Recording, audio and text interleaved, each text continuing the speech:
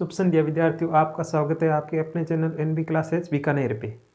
तो हमने भूगोल की 2 क्लासें देख ली। आज इसका लेते हैं टेस्ट। इसका इकाई 1 देखते हैं। आज देखते हैं क्लास नंबर 3। इसमें क्या है? Medium level test. 2 लेवल के टेस्ट है, एक हाई लेवल एक मीडियम लेवल। पहले हम देखते हैं मीडियम लेवल के टेस्ट में क्या है।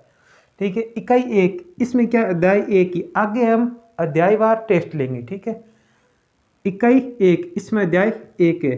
ठीक है, और 3 प्रश्न आएंगे और 3 अंक के आएंगे। मुख्य परीक्षा बोर्ड परीक्षा में 3 प्रश्न इस इकाई से पूछे जाएंगे, जिसमें सिर्फ एक ही अध्याय है। इसमें से देखो, वस्तुनिष्ठ प्रश्न, अतिलघुत्तरात्मक प्रश्न और लघु उत्तरात्मक प्रश्न। वस्तुनिष्ठ आधे अंक का, अतिलघुत्तरात्मक 1 अंक का और वस्तुनिष्ठ प्रश्न 1.5 अंक का पूछा जाएगा। तो अब हम आगे बढ़ते हैं टेस्ट की ओर। आप अपनी रफ कॉपी और पेन लेकर बैठ जाइए।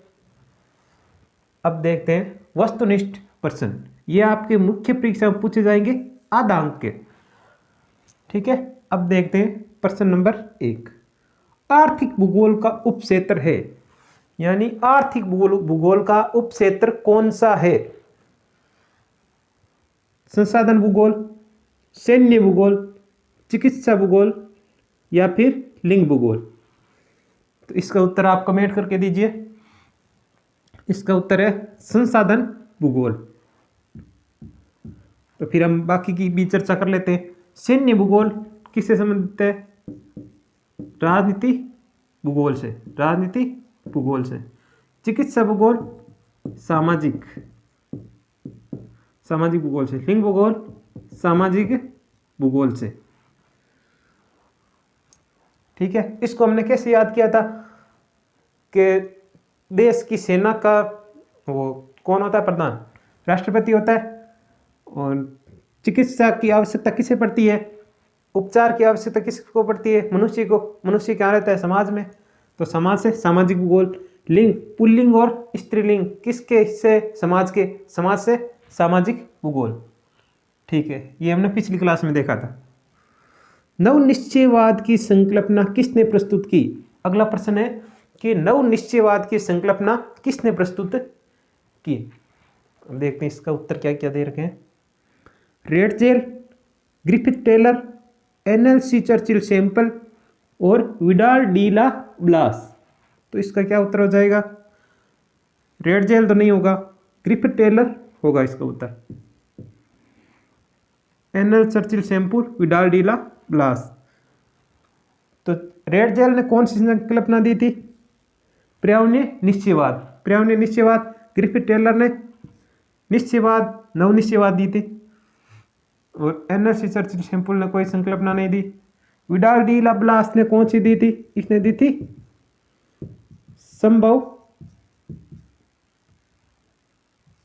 संभववाद।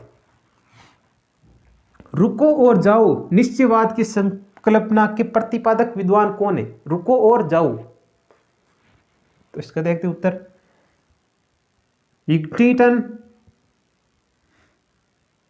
रेडजेल, ग्रिफिथ टेलर या फिर Widal de la BLAS?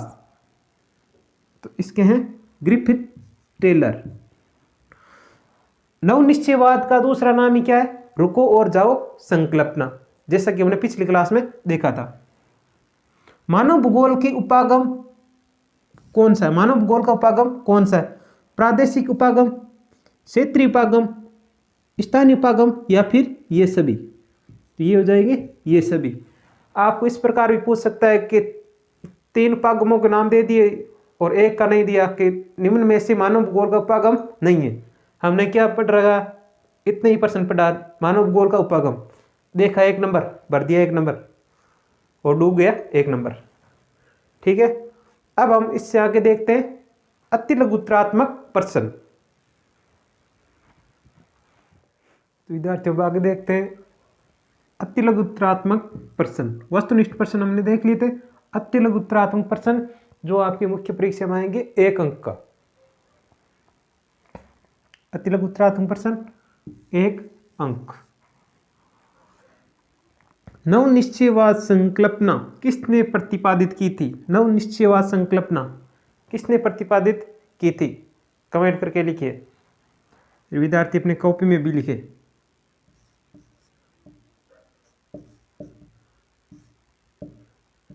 Griffith Taylor, Griffith Taylor ने, ये कहाँ के निवासी थे? ये थे ऑस्ट्रेलिया के निवासी।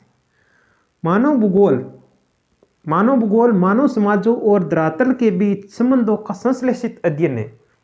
मानव भूगोल मानव समाजों और धरातल के बीच संबंधों का संश्लेषित अध्ययन है। उक्त परिभाषा किसकी है?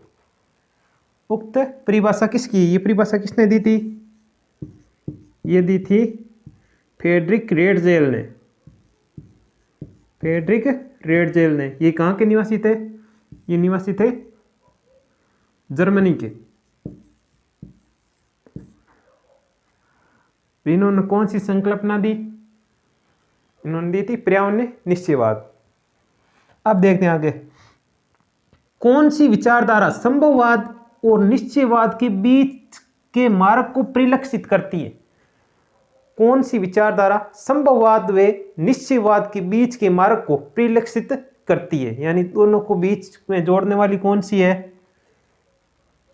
ये है नव निश्चयवाद, नव निश्चयवाद, या फिर इसका दूसरा नाम है रुको और जाओ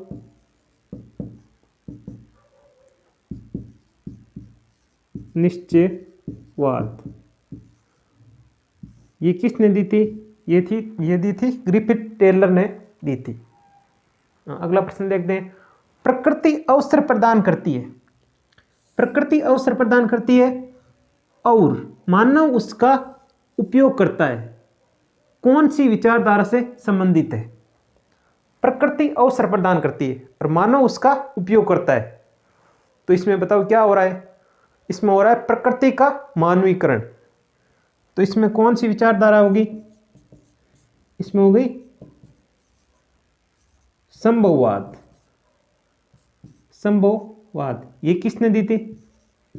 ब्लास ने। ठीक है, ब्लास कहाँ के निवासी थे? ये थे फ्रांस के। अब आगे देखेंगे तो विद्यार्थियों बढ़ते हैं आगे। क्या चल रहे थे अपने? अतिलघुरात्मक प्रश्न, 1 अंक वाले। ठीक है, मानव का प्राकृतिकरण से आप क्या समझते हैं? मानव का प्राकृतिकरण से आप क्या समझते हैं? देखते हैं, मानव का प्रकृति के आदेशों के अनुसार अपने आप को डालना मानव का प्राकृतिकरण कहलाता है। इसी का नाम ही पर्यावरणीय निश्चयवाद है। इसके जनक है वो फ्रेडरिक रेडजेल। ठीक है, एनएलसी सैंपल के अनुसार मानव भूगोल की परिभाषा बताइए। एनएल चर्चिल सैंपल के अनुसार मानव भूगोल की परिभाषाएं क्या है? मानव भूगोल की परिभाषा क्या है? मानव भूगोल ए स्तर पृथ्वी, मानव भूगोल ए स्तर पृथ्वी व क्रियाशील मानव के बीच परिवर्तनशील संबंधों का अध्ययन है। एनएल चर्चिल सैंपल के अनुसार क्या परिभाषा है? मानव भूगोल ए स्तर पृथ्वी और क्रियाशील मानव के बीच परिवर्तनशील संबंधों का संश्लेषित अध्ययन है। रेडजेल द्वारा दी गई परिभाषा में किस पर जोर दिया गया है? रेडजेल, फ्रेडरिक रेडजेल द्वारा दी गई परिभाषा में किस पर जोर दिया गया है? तो उन्होंने किस पे जोर दिया है? संश्लेषण पे। रेडजेल के अनुसार मानव भूगोल की परिभाषा क्या है? मानव समाजों व धरातल के बीच संबंधों का संश्लेषित अध्ययन ही मानव भूगोल है। तो आप इसका स्क्रीनशॉट लीजिए। अब हम बढ़ते हैं आगे। अब विद्यार्थी बढ़ते हैं आगे। मीडियम लेवल अपना टेस्ट चल रहा है, इसमें हमने वस्तुनिष्ठ और अतिलघुतरात्मक प्रश्न देख लिए। अब देखते हैं हम लघुतरात्मक प्रश्न, जो आएगा 1.5 अंक का। कौन सा प्रश्न देखने? लघुतरात्मक प्रश्न। अंक आएंगे आपका 1.5 अंक का आएगा प्रश्न। ठीक है, प्रश्न नंबर 1 देखते हैं। पर्यावरणीय निश्चयवाद से आप क्या समझते हैं? पर्यावरणीय निश्चयवाद से आप क्या समझते हैं?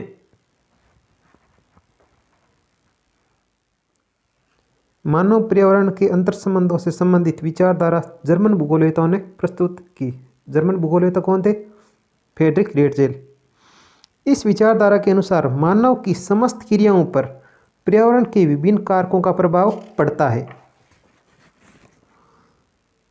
ये स्थिति मानव के प्रारंभिक काल में ज़्यादा थी। मानव ने प्रकृति के अनुरूप अपने आप को ढाल लिया। इस विचारधारा में प्रकृति अत्यधिक प्रभावित थी। तो विद्यार्थियों बढ़ते आगे, प्रश्न नंबर 2, संभववाद को परिभाषित कीजिए, या संभववाद से आप क्या समझते हैं? ठीक है। संभववाद विचारधारा के अनुसार मानव पर्यावरण में अपनी इच्छा अनुसार परिवर्तन कर सकता है। प्रकृति प्रदत्त अनेक संभावनाओं का अपने लाभ के लिए प्रयोग कर सकता है। प्रकृति को परिवर्तन कर विजय प्राप्त करने का प्रयास करते हैं। फ्रांसीसी विद्वानों ने इसे संभववाद नाम दिया है। फ्रांसीसी विद्वान कौन थे? Paul Widal de la BLAS. प्रकृति अवसर प्रदान करती है और मानव उसका उपयोग करता है, और प्रकृति पर मानव प्रयासों की छाप पड़ने लगती है। ठीक है। इसमें मानव क्या होता है? इसमें प्रकृति का मानवीकरण हो जाता है। ठीक है। तो विद्यार्थियों बढ़ते आगे तीसरे प्रश्न की ओर। रुको और जाओ निश्चयवाद से आप क्या समझते हैं? रुको और जाओ निश्चयवाद के बारे में आप क्या जानते हैं या फिर क्या समझते हैं? रुको और जाओ निश्चयवाद या नव निश्चयवाद की संकल्पना भूगोलवेता ग्रिफिथ टेलर ने प्रस्तुत की। निश्चयवाद व संभववाद के मध्य की विचारधारा है। नव निश्चयवाद संकल्पना प्रकृति और मानवीय क्रियाओं के मध्य संतुलन बनाने का कार्य करती है। ये विचारधारा हमें संदेश देती है कि किसी भी क्षेत्र के विकास की योजना प्रकृति के साथ सामंजस्य करके बनानी चाहिए, जिससे हमें पर्यावरणीय समस्याओं का सामना नहीं करना पड़े। तो देखो विद्यार्थियों बढ़ते हैं आगे चौथे प्रश्न की ओर। मानव के प्राकृतिकरण का संक्षेप में 4 बिंदुओं पर प्रकाश डालें। मानव का प्राकृतिकरण पर संक्षेप में 4 बिंदुओं पर प्रकाश डालें। आदिम समाज आर्थिक दृष्टि से प्रकृति पर पूर्ण निर्भर है। अगला पॉइंट देखते हैं। आदिम समाज की मान्यता है कि प्रकृति शक्तिशाली, पूज्य, सत्कार योग्य है। अगला 3 नंबर पॉइंट। सतत पोषण हेतु मनुष्य प्राकृतिक संसाधनों तथा मूल आवश्यकताओं पर प्रकृति पर निर्भर है। अगला 4था पॉइंट। समाज के लिए भौतिक पर्यावरण माता प्रकृति का रूप धारण करता है। तो विद्यार्थियों बढ़ते हैं आगे 5वें प्रश्न की ओर। नियतिवाद व संभववाद में अंतर स्पष्ट करो। नियतिवाद व संभववाद में क्या अंतर है? नियतिवाद और संभववाद में क्या अंतर है? नियतिवाद क्या होता है जानते हो क्या?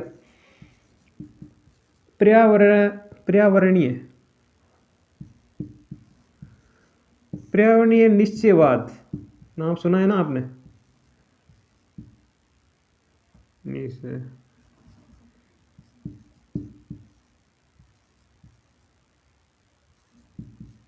पर्यावरणीय निश्चयवाद को ही नियतिवाद कहा गया है। अब देखते हैं नियतिवाद और संभववाद में क्या अंतर है। अंतर नंबर 1। मानव के प्रत्येक क्रियाकलाप प्रकृति से नियंत्रित होते हैं। देखते संभववाद में मानव प्रकृति में परिवर्तन करने में समर्थ है। अब देखते हैं नियतिवाद में 2 नंबर पॉइंट। ये मानव से निष्क्रिय कारक मानता है जो पर्यावरणीय कारकों से प्रभावित होता है। अब संभववाद में 2 नंबर पॉइंट। संभववाद में मानव व प्रकृति में मानव का सक्रिय प्रभाव होता है। नियतिवाद में 3रा पॉइंट। मनुष्य प्रकृति का दास होता है। संभववाद में 3रा पॉइंट। संभववाद मनुष्य को प्रकृति का दास स्वीकार नहीं करता। तो विद्यार्थियों बढ़ते हैं आगे इस टेस्ट के लास्ट प्रश्न की ओर। छठा प्रश्न, मानव भूगोल की प्रकृति के विषय में टिप्पणी लिखिए। मानव भूगोल की प्रकृति के विषय में टिप्पणी लिखिए। आइए देखते हैं टिप्पणी। मानव भूगोल में भौतिक पर्यावरण और मानव द्वारा जनित सामाजिक सांस्कृतिक पर्यावरण के मध्य जो आपस में प्रभाव पड़ता है उसमें अध्ययन किया जाता है। मानव के रहन सहन, खान पान, वस्त्र, मकान निर्माण के मध्य भौतिक पर्यावरण का प्रभाव पड़ता है। भौतिक पर्यावरण प्रमुख तत्व है भूआकृति, मृदा, जलवायु, जल, प्राकृतिक वनस्पति, विविध प्राणी जात व वनस्पति जात आदि आते हैं। मानव अपने क्रियाकलाप से भौतिक पर्यावरण में वृहद स्तरीय परिवर्तन कर विभिन्न प्रकार के सांस्कृतिक भूदृश्यों का निर्माण करता है। अतः हम कह सकते हैं कि मानवीय क्रियाकलापों का भौतिक पर्यावरण पर और भौतिक पर्यावरण का मानवीय क्रियाकलापों पर प्रभाव पड़ता है। तो विद्यार्थियों हमने देखा class number 3 medium level test इकाई 1 अध्याय 1 का। ठीक है, मुख्य परीक्षा में आपके प्रश्न आएंगे 3 इस इकाई से और 3 ही अंक के होंगे।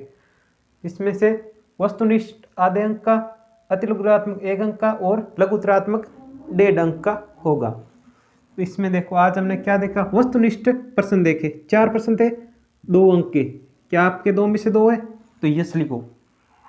ठीक है, अति लघुरात्मक प्रश्न 7 थे, 1 नंबर के थे तो 7 अंक के हो गए। ठीक है, ये लघुतरात्मक प्रश्न 6 प्रश्न थे कुल 9 अंक के। तो कुल प्रश्न हो गए अपने 17 और अंक हो गए 18। क्या आपके 18 में से 14 अंक आ रहे? कमेंट करो आपके कितने अंक आ रहे हैं। ठीक है, अगली class number 4 high level test. ठीक है, इस सेम इकाई का होगा और हाई लेवल टेस्ट होगा। इसमें हम कुछ भी पीछे नहीं छोड़ेंगे। ठीक है, अब आपको क्या करना है, इस वीडियो को अपने दोस्तों के पास शेयर करें और ज़्यादा से ज़्यादा सदस्यता लें और बेल आइकन को दबाएं। ठीक है, धन्यवाद। ओके।